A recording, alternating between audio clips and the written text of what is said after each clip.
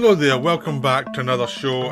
Today I'm going to talk about the Roger Corman Poe cycle, as well as an extra one that wasn't a Poe film or by Roger Corman, but it was from the same actors things. So I'll cover that too. So Roger Corman was a big Edgar Allan Poe fan. Now, Poe had been a famous writer, penniless when he was a writer, but he became more famous after he died and became a stock name for horror. He was one of those people who invented horror, basically. Even though he started out with like detective kind of stories, his horror stuff became dominant.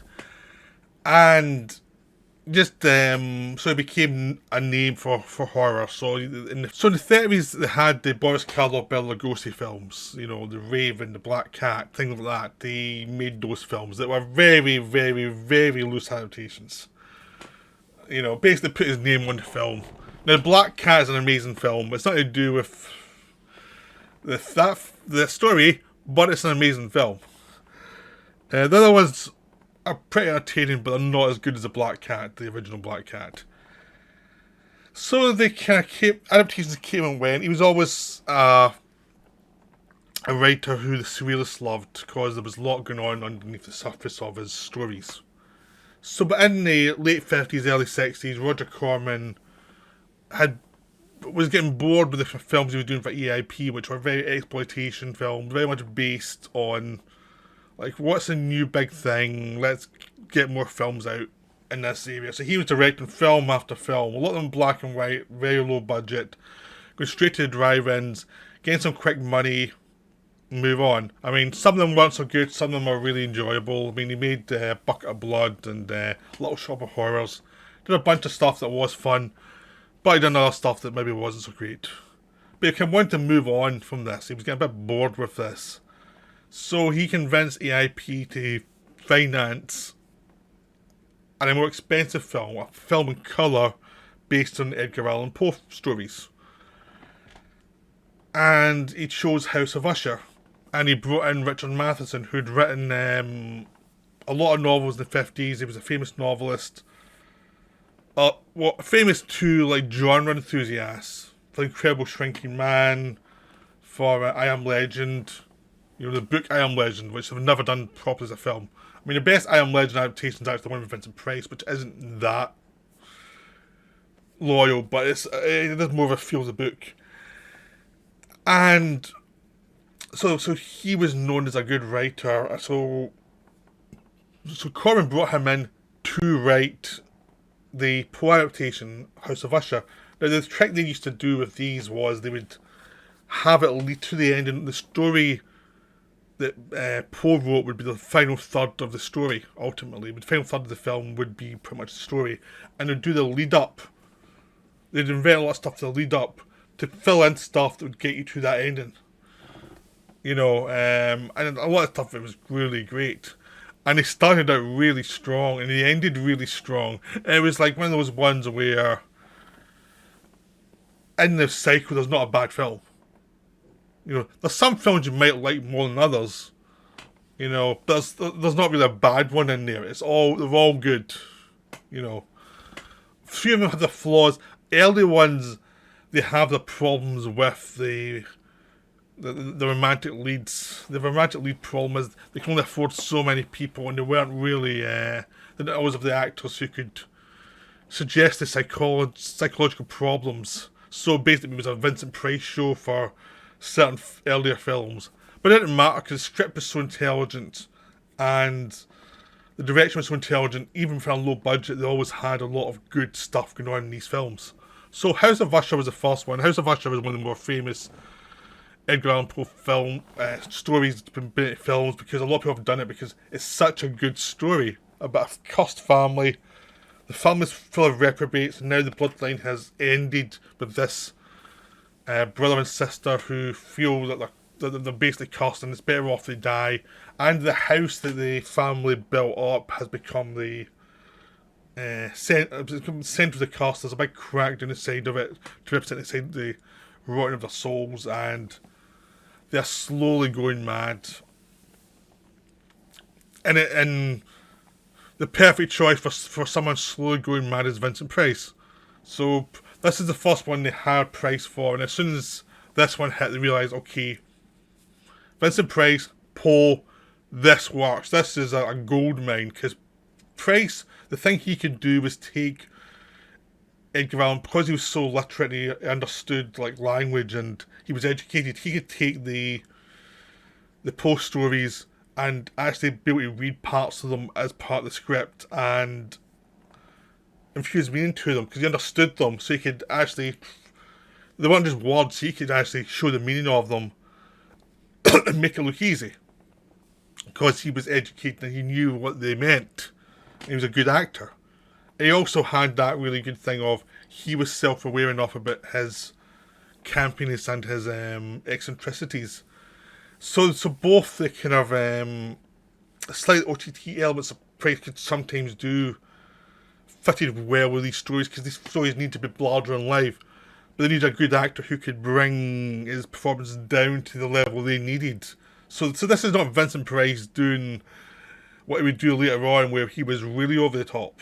This was him actually pulling it down quite a bit and using his eccentricities to show madness rather than just chewing the scenery. He's chewing the scenery in his own way, but it's much more subtle and it's much more intelligent because he's got a lot to work with, and the scripts that Richard Matheson brought in were always very good. So the first one, House of Usher, is a bit slow compared to some of the later films, but it is so enjoyable because it is a slow build.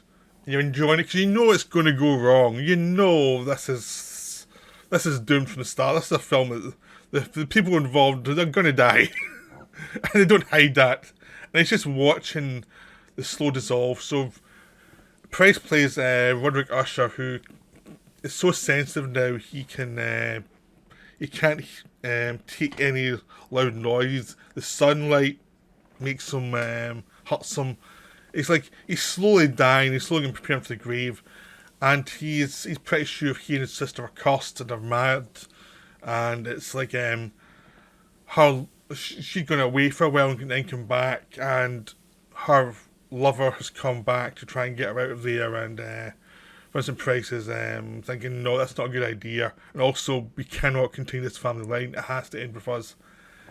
And it's just the kind of the drama between these two people. One of them who's saying no, she can't leave. One of them saying yes, she will leave. And the kind of mix of the younger guy doesn't really know what he's in for. He doesn't quite know how extreme the Vincent Price character is going to go, because he's going to go to Premature Burial. He's going to go far.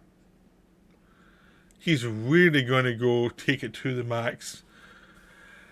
And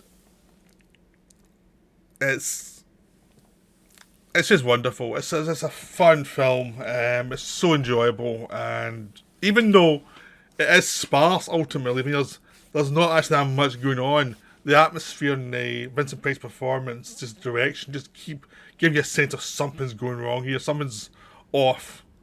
So, House of Usher was a massive hit, and deservedly so, because it really works. I should say I watched all of these on projector, so I got the full atmosphere, and you get a sense of what they all were, what they were when they were released, which was these big atmospheric films that didn't skimp, even though they didn't have that much money, they didn't skimp in the atmosphere. And luckily for Corman, just before we started filming, there was a fire in California, so he managed to take his actors to this area that had just been burnt out and have them travel through as if this whole landscape had been cursed. He knew how to get everything from his money, Roger Corman. He's always good at that kind of stuff. So next he went on to Pit and The Pendulum. Now Pit and The Pendulum is it's weird compared to House of Usher because these are the first two, and it's the same team, Richard Matheson writing it, Roger Corman directing it, starring Vincent Price. This is Vincent Price is a much more sympathetic character to start with, before everything goes wrong. And it's like one of those ones, I'm not quite sure which one I prefer, because both of them really have strengths, but again, they both still suffer a little bit from the kind of weak romantic leads. But whenever Vincent Price is there, it's great. And he feels his wife has died, her brother comes to find out what happened. all hell starts to break loose. The thing Vincent Price is behind it all, his character, but he's actually been manipulated and he's slowly getting turned mad. I mean, and as what Usher in the first film was mad to start with. This one, he's not, but he's very susceptible because his father was a famous torturer in the Spanish Inquisition. He's trying to go as far away from his father as possible. It doesn't work. You're kind of waiting for him to go mad. The film knows you're waiting for him to go mad. It's like, yeah, we know what we want. We know what we paid money for in this film. He has to go mad at some point. And it delivers. And there's a Pit and the Pendulum, which is the famous torture chamber where someone's tied down, the pendulum swinging back and forward, and you're just waiting for that. That's the end of the story. That's the story, basically, from Poe. But they're going to get you there by this other kind of weird machinations of this guy's been manipulated, and he's got a dead wife who's not actually dead. She's faked to death and is trying to manipulate him into going mad and to get the money. It's great fun. It's really great fun. It's a more fun film than House of Usher, but House of Usher is probably deeper into the details of madness more. This one's a bit more fun, but it's still a lot of depth to it. There's still a lot of, you do care about the Vincent Price character, and you know it's going to end badly, but you're sympathetic towards him because it's not really his fault, but it's going to go wrong for him, and it really does go wrong, badly wrong. And eventually you're going to get the swinging pendulum. It's great. It's still a very, very enjoyable film. This is a really great, fun film.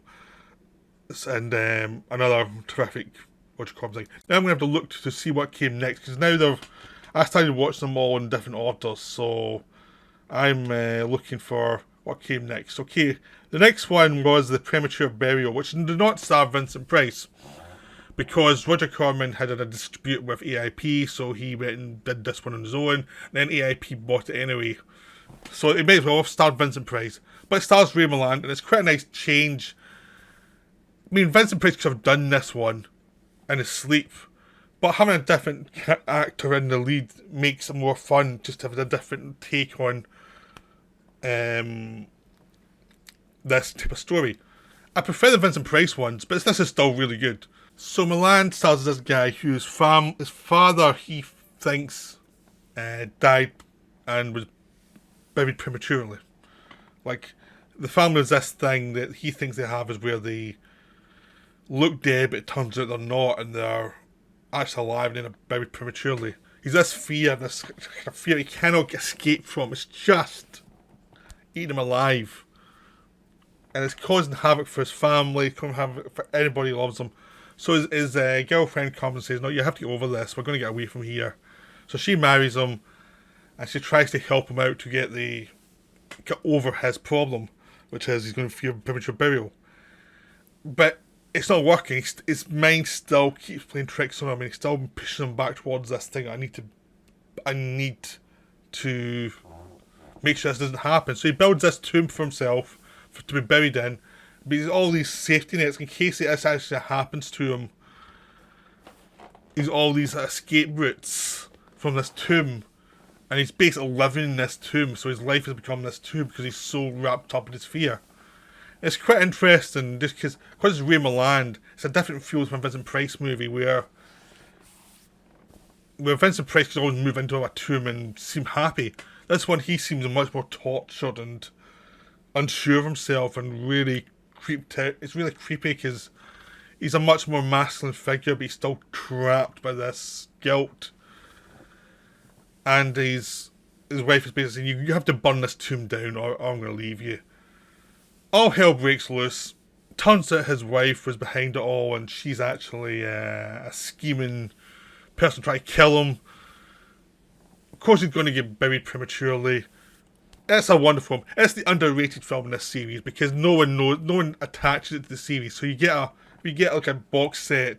It's the Vincent Price ones, and this one's never in it. But as an Edgar Allan Poe adaptation, it is very, very good. But it does not star Vincent Price, so it's a bit weird for some people. It's like, why is it a Roger Corman movie, Poe movie for Vincent Price? So it has that kind of problem. but it is very, very good. It's a very enjoyable film, and it's just a kind of underrated one. So again, I'm going to look at my list to see what came next, because they all come in like a quick order here. Okay, now we're going to Tales of Terror.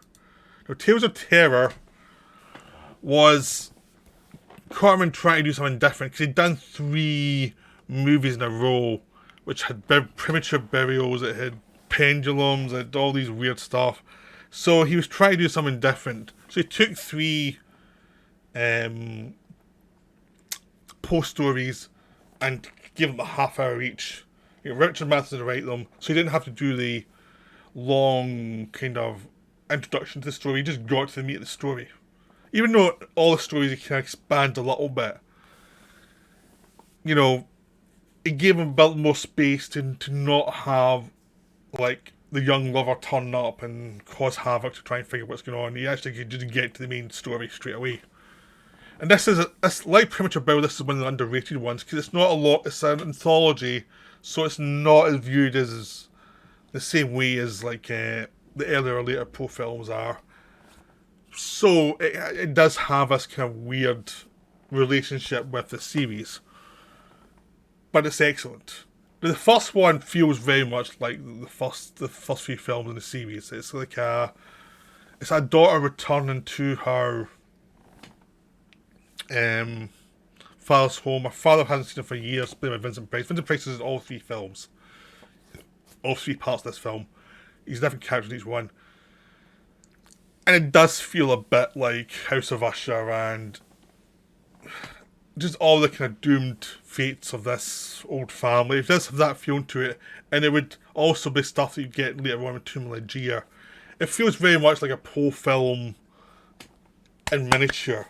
So it's less satisfying. It's well done, but you can see where it's going straight away, but it is enjoyable, and it does have this thing of a man who loves his wife so much. When she died in childbirth, the wife she died just after childbirth, and she blamed the daughter. And it's all about how a mother can hate her own daughter, even though she's dead. The spirit of a mother's hatred keeps on coming. It's a dark, dark tale. I mean, that's the one thing about these films is, just because a character's a woman doesn't mean she's not going to be horrible. Also doesn't mean she's guaranteed to be horrible. It's like, male or female, you could be either good or horrible. There's nothing. But it's all about the Poe stuff's all about the kind of. He's more interested in Corman as well. He's more interested when the characters are strange and odd and have their own twisted machinations. It's all about the kind of twisted stuff below the polite surface. So the second story, this is where it gets really good, is The Black Cat. This is the introduction of Peter Lorre to the Poe cycle. The other great one for the Poe cycle, because he also gets Poe, but he also gets it in a really funny way.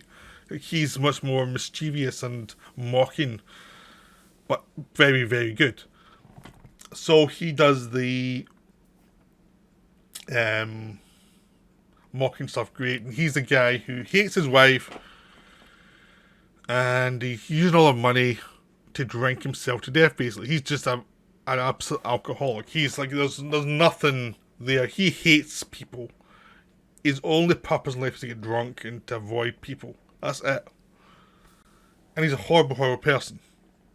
So at one point when he has a fight with his wife, he goes out and ends up getting himself into this wine drinking competition against Vincent Price, which is a funny sequence where Price and Peter Lorre are going against each other, and Vincent Price is doing all the kind of wine tasting stuff, and he's camping up like crazy, and Peter Lorre is just going and been just as successful as Price, but he's getting all the wine. So after this, Price's character gets him home. Price's character meets the wife. Those two fall in love. When Lorre finds out, he gets mad, even though he doesn't even like his wife. He doesn't like Price. He just wants some booze. He gets revenge, kills them, or kills a wife, and walls up Vincent Price so he can die slowly. Of course, everything goes wrong. He gets a conscience, and the police turn up. They find the bodies, and the Black Cat is the thing that Lorre's hated throughout the story, and the Black Cat's the thing that tips them off to the bodies behind the thing. I mean, you've seen this story before. The Black Cat's adapted a lot. But this is the most fun version, because they know it's been adapted, and they know it's going to be adapted again. They're going to have a lot of fun with Laurie and Vincent Price going way over the top and having these really big characters. So that's the kind of fun middle part story. Because I know they're going to horror next. Because the first one is dark, and the last one is dark. In the middle, they're having some fun. They can know they need to have a bit of fun with this thing. The third one is a strange case of Valdemir, which is a really creepy story. Now, the interesting thing is, Black Cat and Valdemir were also adapted into Two Evil Eyes, which was the George Romero Argento film from the late 80s. So it's kind of weird that both these films adapted the same stories. I like Tales of Terror more, though. Even though you could argue that the Argento version of Black Cat might be better than the Tales of Terror version, the Valdemir one really delivers in the Tales of Terror. That's what tips it over as a better film, ultimately, because the Valdemir story here is creepy as hell. So basically, Vincent Price is Valdemir, who's dying, and he just... Basil Rathbone plays this scientist who's helping him on his way to death by hypnotising him so he doesn't feel the pain. And there's only... The only thing he wants is to hypnotise Price on his death before he dies, to see what happens, so he can see what happens as he's dying, so he can describe it to him. So he's got a bit more knowledge with death. Obviously, it goes wrong. Price is trapped in this netherworld where he can't escape, and his body's dying, but his body's dead and rotten, but his soul's still there. And Braff won't release him no matter what his wife, Price's wife or what a widow wants. And it's just this creepy thing of this torture of this dead man and his disembodied voice coming through from his afterlife. It's just that. That's it. And the threat of Basil Rathbone as a villain, it's just creepy as hell and weird and twisted, and it's a total success. It's just creepy. So that's Tales of Terror. I'd highly recommend it for that last story especially. The last story is just so good. Then they went on to The Raven, because it was like, how do you do this stuff and not be funny? So they do The Raven, which is basically based on a poem by the Raven. So they ignore everything, just do their own story a bit. It's by Dueling Wizards. So Peter Lorre plays this incompetent wizard who was turned into a raven by Boris Karloff. So you get Vincent Price, Boris Karloff, and Peter Lorre in one film, as well as a young Jack Nicholson. So it's an all-star movie. Because Nicholson worked with Roger Corman early on in his career, and Roger Corman kept on giving him work as he was still trying to make it as a writer and an actor. So after Nicholson became a big success, he was always very thankful to Corman, because he kept him in work during those lean years when he was first starting out. And to be honest, Nicholson wasn't that great an actor in those early years.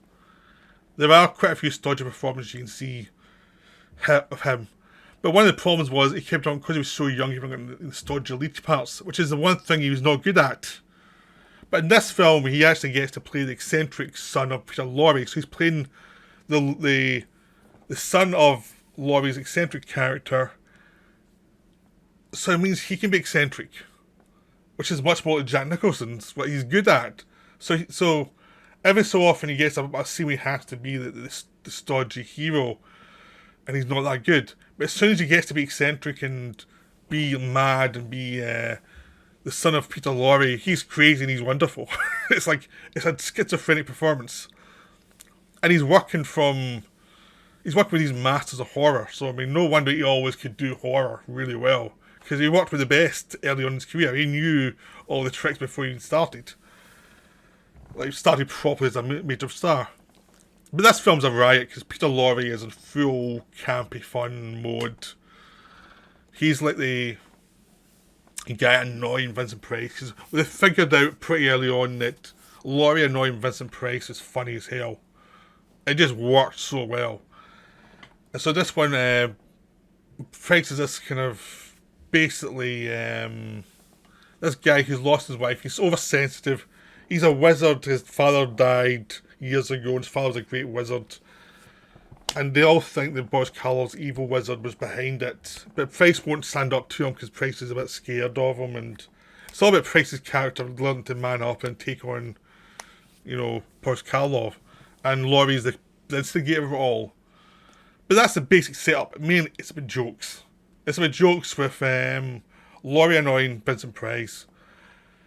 Laurie annoying Boris Karloff. Laurie annoying everybody. Karloff having a lot of fun as the bad guy who's very polite and a complete liar. And Price hears his deceased wife was seen in the presence of Karloff, which gets him interested in going to see Karloff. It turns out his wife didn't die, she just left him, which is a funny little bit.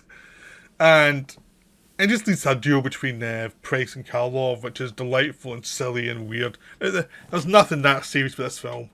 It's fun. It's really enjoyable. It's one of those films you can watch endlessly. And just watch these master actors having it up and having a good time with each other. It's Corman's most fun movie in this cycle, and it is just so enjoyable. It's actually topped by another movie. It was also a comedy, which I'll get to later. It's not quite a poor film, but it's more or less one.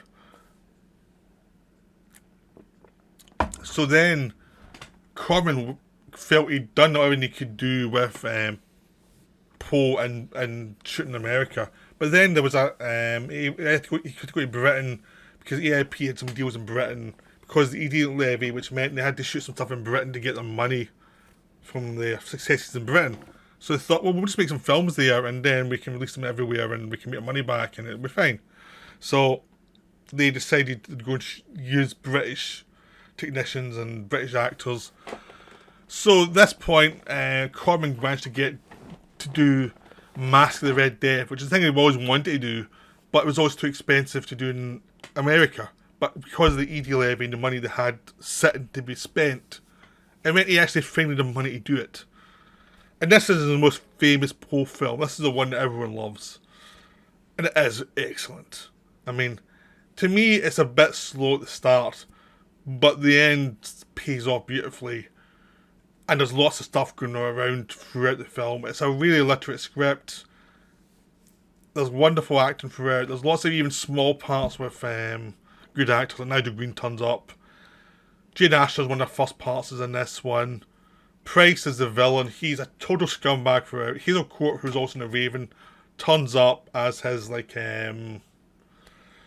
disciple. She's also this kind of Satanist, this hedonist. So Price is a Satanist, and he's like a hedonist. He's walled himself off from the country. It's under plague, and him and his people are always in a party after party, and it's all become really sick and twisted as people turn on each other and are just. It shows the depravity of human beings. Like, it's difficult what's going on outside the world, but what's happening here is even worse. People are getting tortured and everything. And it's all about Prospero, who's Price's character, thinking he's above it all, and then eventually the Red Death appears in his castle and takes them all out. But it's a visual feast. Nicholas Roeg, famous director, was the DP in this one before he became a director, and Corman let him go. Corman says, okay, let's go. Here. Let's see what you can do. You don't really have restrictions in this film. You can really go far in this film. You don't have to be naturalistic here. And there's primary colour rooms, there's layers of colours throughout. Patrick McGee turns up as this total scumbag. He's just like, oh yeah, I can really ham it up in this one. It's just one of those films where everyone's having a good time. There is a male lead who's kind of stiff, but he's and it's so little. It's almost like Corman's like, okay, we need to do this for the story, but we'll try and keep his screen time down as much as possible. Let's get back to the fun stuff. That's what's fun about the film is they know where the money should be going. They know where the enjoyment is because Corman's now done enough of these films to know where the interest is. He keeps the lead around enough to get the story working, but that's it. It's all with Price. It's all with him and his attempts to turn Jane Asher into a sadist. And there's a really great subplot with Pat McGee where he's tricked by a dwarf who's out for revenge. It's just a great, fun film. Very enjoyable, very dark. It's not as scary as the last Tales of Terror story, or even Pit And The Pendulum, but it really works as atmosphere. Then Corman stuck around in the UK for one final film in the post-cycle. This was his last film, because at this point he felt he'd really pushed it. It was like, there's nothing left to do here for him. It was like, yeah, he wanted to go on with this kind of film, and we would go on, but without Roger Corman. Vincent Price would turn up in something, but they were never quite as good, because Corman hired very good people. Corman had Richard Matheson do the early scripts, then he had Charles Beaumont come in for the later scripts, who's also a very good writer. He hired good people to write the scripts, make them very literate and very smart. He hired a good DP early on, who was an old-fashioned DP from the studio system. Then later on, when he came in over to Britain, he hired good DPs from the UK. He hired good production designers, so they could always use what limits they had to make good product. And when he left, it was never quite good again. But his last one was Tumalagia, and this is Robert Towne's first produced script, fully public Robert Towne script. I don't like this one as much as the other ones. I know a lot of people find this their favourite. I think it's a bit vague in a lot of places. I think it meanders. It's still a very good script. I mean, Vincent Price, who plays this guy who's grieving for his lost love. What a shocker. I mean, I think that's one of the reasons why Corman stopped. It was like, another mourning for his lost wife. Really? Again? There's only so much you can do this. And he meets this other woman who brings life back to him, and he wants to marry her and sell the deeds to the house so he can move on with his life. But he's still trapped within the relationship of the first wife who's dead. And slowly things go wrong. And things get creepier and weirder, and it feels like the ghost of the first wife is out to get the new wife and murder her and things. And lots of weird stuff happens. And there's a guy who used to fancy the new wife and who's still helping her out try to work out what's going on in this cursed house. So there's a lot of good stuff. I mean, Vincent Price is good. Elizabeth Shepherd, who plays the wife, is really good. She's the best part of the film. It's a rare Vincent Price movie where he's not the one carrying it. She's carrying it. He's not. He's the tortured guy, but he doesn't have to carry a lot of it, which is kind of weird. But she's really good. She also plays the first wife as well without in a black wig. So that's the best part of the actors. The worst part is actually the script, because the script doesn't really... It's a lot of interest. It's a lot of good scenes, but the progression of the scenes sometimes isn't the most confident. It's something Robert Towne would have a problem with. He was always known as a really good writer who came in and sort scenes out and do stuff. When it came to his own scripts, he was very slow, methodical. And he wrote some really good stuff, but with really strong directors. I mean, Roman Polanski with Chinatown, Hal Ashby with Last Detail. He was a writer who needed a strong director to really push it. And when he became a director, his films weren't as good because he didn't have that momentum. He always got in trouble with his producers. I think because they all recognised as well that the momentum was never as good as it should be. Because it's a flaw in his writing that he never figured out how to sort, and I don't think he ever really worked it out. Or maybe he didn't even have the drive to work it out. Maybe he just thought, this is what I do and these people are wrong. But it is a flaw. It's a real flaw because you find yourself your attention meandering. It's like, I should be enjoying this more than I am. It's obviously written by someone talented, but the script is meandering. And that's the problem with this film. It does meander quite a bit. But it delivers when it has to deliver. But it's kind of also a sense of, yeah, you can see why this is the last Corman film. There was nothing left to do. He kind of done everything he could with this setup. So he moved on at this point. They did one more film called The Comedy of Terrors, which was written by Richard Matheson. And it starred Vincent Price, Peter Lorre, Boris Karloff, and Basil Rathbone. It wasn't a Poe film, but it had all the people involved in the Poe films. And they could have just added a Poe thing to it to make it work. There's another Poe film, it's not a Poe film, which I'll get to in a minute as well, called The Haunted Palace. I'll get to that too. This one was a Poe film without the Poe connection, which is, it was about these two guys, these two undertakers, played by Vincent Price and Peter Lorre. Now, Vincent Price owns the Undertakers. Peter Lorre is his assistant. And neither of them both of them are useless. Vincent Price's character is a drunk. And this is Vincent Price actually getting to play a completely unsympathetic character. He's a scumbag from start to finish. He's the guy you want to see die horribly. And Price is having a ball playing him. He just loves this. You can just tell he's having a... It's one of those performances where you know the actor come in happy to come to work. Because he's getting to do some stuff that was fun. And I think everybody was like that in this film. They were all coming in and getting to do stuff they don't normally get to do. Like Basil Rathbone got to play this old guy who was a bit of a ham who loved Shakespeare, and he's always orating Shakespeare throughout it, even though he's meant to be dead. Like, he's meant to have died halfway through the film, but he keeps coming back to life. You're going to have to try and kill him again. Because these guys are con men. What they do basically is the person dies, they take the body in their coffin to the funeral. Once the family's gone, they pull the coffin back up, pull the guy out of the coffin, because there's only one coffin, and then bury him and let the worms get to him. And this is a scam to save money. Then they're running out of money, and the landlord, played by Basil Rathbone, is going to throw them out.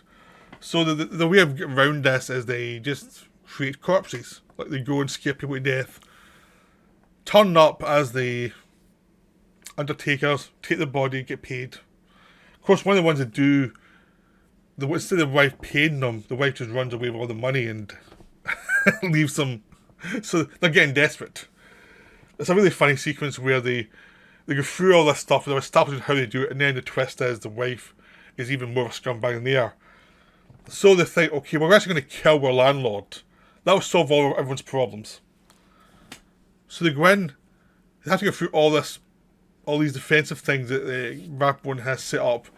And of course Laurie, because he's the dog's body of the group, he's sent up to crawl up this bloody thing and get into the house and scare the guy to death. The guys in Rathbone's proclaiming Shakespeare, because he's a Shakespeare thing, he's reading that out and he's out loud. He always wanted an actor. So he seems to drop dead. But like Premature Burial, he's not really dead. He just stops sometimes. Heart stops and he looks dead, but he's not really dead. So this is them taking the mickey out of their old films. And then so they take him back to their funeral parlour to prepare for the funeral. And he keeps coming back. He keeps turning up and you have to kill him again. He keeps coming back. And again and again. Which causes all the hilarity. It also leads to a great scene where he's actually in the coffin during the funeral, and Boris Karloff, who plays Vincent Price's father-in-law, who Vincent Price is always trying to poison because the guy's deaf and he's useless, and Price is always trying to poison him. So he has to do the rotation of, oh, we're sorry he's dead. But you can never remember the guy's name, so we're always going to miss what's his name. You know, things like that. It's a great sequence. But again, Rathbone keeps on coming back from the dead and he will not die. And Laurie's in love with the wife of Vincent Price. And Vincent Price is trying to kill his father-in-law. And Vincent Price is running into the ground and it's all hell breaks loose with Rathbone continually coming back from the dead. And it's hilarious. It's a lot of fun. I'd highly recommend it. It's actually even more fun than The Raven. It was actually directed by Jack Tourneur. So it wasn't directed by Roger Corman this time, it was Jack Tourneur directed it. The guy who did a lot of the Val Gluten films from the 40s. He did Night of the Demon in the 50s.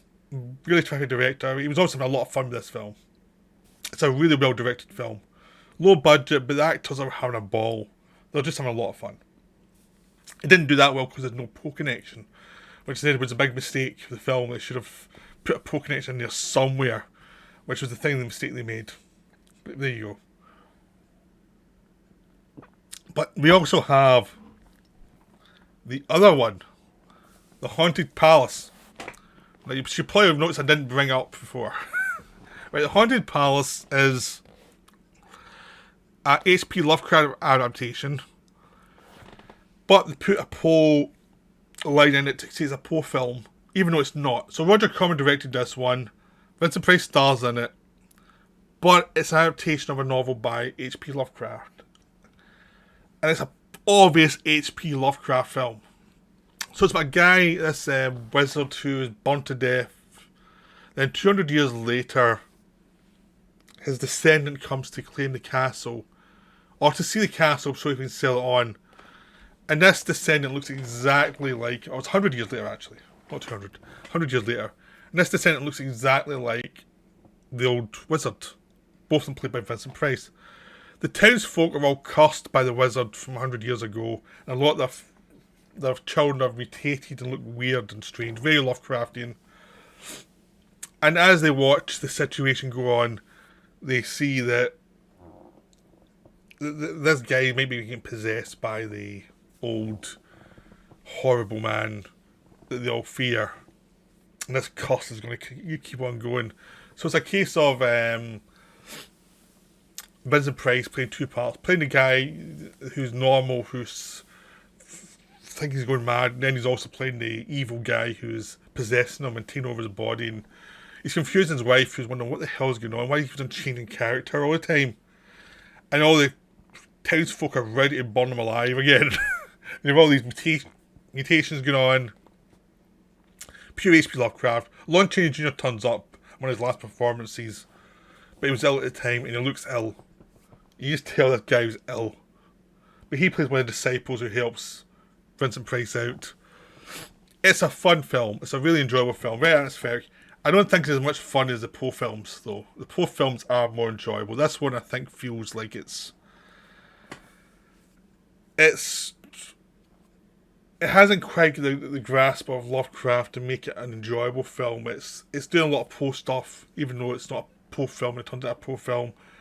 But it's got those same characters as the Poe films, but it's not as much fun as Poe films. It doesn't go full into Lovecraft, but it's a very enjoyable film. It's just not on the same level as some of the other ones. But we've seen the projector, it's very atmospheric, there's a lot of nice stuff going on. I just think it doesn't quite hold up with some of the other films do. But it's definitely worth seeing. But it's not a Poe film. You'll see in collections of the Poe films, but it's not a Poe film. So I hope that clarifies that one. I thought I had to bring it up, but there's not that much to say about it. I mean, it's something you talk about if you're doing a Lovecraft video, but not a Poe video. So, I hope that clarifies. So I hope you enjoyed this video. Probably going on for way too long, but that's the Poe cycle from Roger Corman. They're all really worth your time. Just go watch them. They're really enjoyable. Okay, that's me for now. I'll see you later. Bye.